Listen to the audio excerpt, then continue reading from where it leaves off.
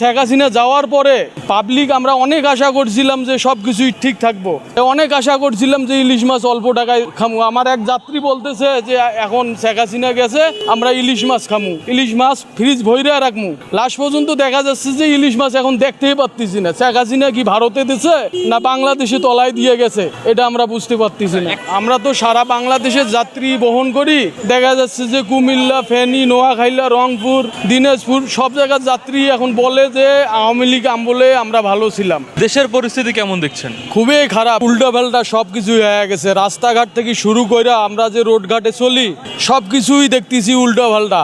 রাস্তাঘাটে চলার উপযোগী না, ঢাকা শহরে অযোগ্য হয়ে গেছে। রাস্তাঘাটে তো চলার মতো পরিস্থিতিই নাই। আমরা সিএনজি চালাইলে অটো রিক্সার পেছে পেছে যাওয়া লাগে, ওভারটেকিং করার মতো কোনো ক্ষমতা নাই। নিউ মার্কেটে অটোর জন্য দাঁড়ান যায় না। আর দ্বিতীয় কথা হচ্ছে গ্যাস, আমি গাবতলি ঘুইরা, হেমায়তপুর ঘুইরা, আবার ড্যান্সোতে সিরিয়াল লাগাইছি, সিরিয়াল দেখতেছি 4-5 ঘন্টা লাগবো। পরে আইসা সিরিয়াল নিছি কল্যাণপুরে আমার 9টার সময় সিরিয়াল লাগাইছি, 1টা বাজে গ্যাস পাইছি। এইভাবে কি জীবন যাপন করা সম্ভব? পাম্পে মূলত নজেল চলে 4টা, পাম্প মালিকরা 2টা বন্ধ কইরা 2টা চালু করে রাখছে। সম্ভবত দাম বাড়ার কারণে কারসাজি করতেছে। আর দ্বিতীয়ত কথা হচ্ছে আমাদের বিরোধী দল জামাত কিছু বলতেছে না। এরা বলে যে সংসদে আমরা এক, এরা ভাগে যোগে খাইবো নাকি এইটাই আমরা বুঝতেছি না সাধারণ জনগণ। আমি জামাতকে ভোট দিছি, জামাত মনে করছিলাম যে ভালোভাবে দেশ চালাইবো। দেখতেছি এরা বলে সংসদে আমরা সংসদে বিরোধী দল, বাইরে আমরা এক।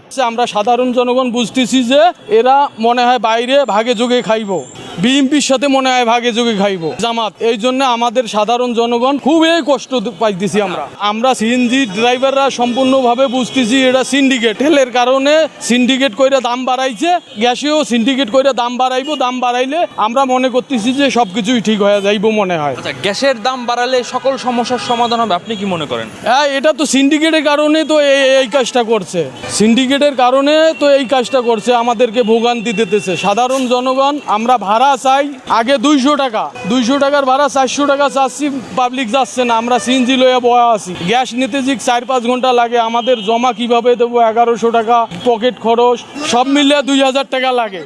গ্যাস তো আমাদের বাংলাদেশের গ্যাস তো এরকম সিন্ডিকেট হওয়ার কারণ না। তেল মনে করছিলাম যে বাইরের দেশে যুদ্ধ লাগছে, যুদ্ধর কারণে তেলের দামটা বাড়ছে, এটা সাধারণ পাবলিক মনে করে নাই কিছু। কিন্তু গ্যাসের দামটা যে বাড়াইবো না কি করবো, এই ভোগান্তিটা সাধারণ জনগণ সম্পূর্ণভাবে বুঝতেছে যে এটা সিন্ডিকেট। এখন সম্পূর্ণভাবে সিন্ডিকেট নিয়ন্ত্রণ করতেছে বিএনপি। আগে রোডঘাটে চাঁদা নিত, ফুটপাতের দোকানে আওয়ামী লীগ নিয়েছিল 300 টাকা, এখন ফুটপাতের দোকানে নেয় 600 টাকা। এখন 600 টাকা নেওয়ার কারণ মার্কেটের সামনে আমরা ফুটপাতে কাপড় কিনছিলাম 500 টাকা, মার্কেটে নিত, ফুটপাতে নিত 300 টাকা। ফুটপাতে দাম বেশি পাচ্ছি আমরা।